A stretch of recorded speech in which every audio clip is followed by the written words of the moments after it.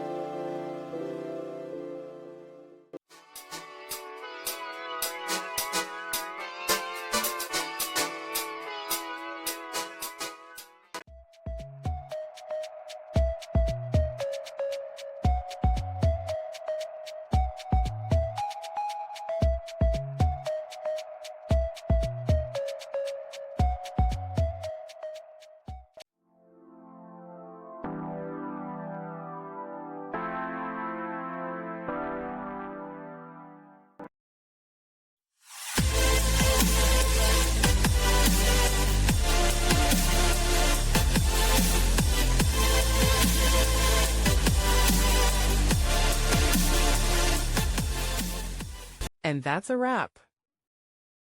I hope you found the answer you were looking for. If you did, take a second to hit that subscribe button. It really helps out. And let me know in the comments which solution worked best for you. See you next time in the Debug Zone.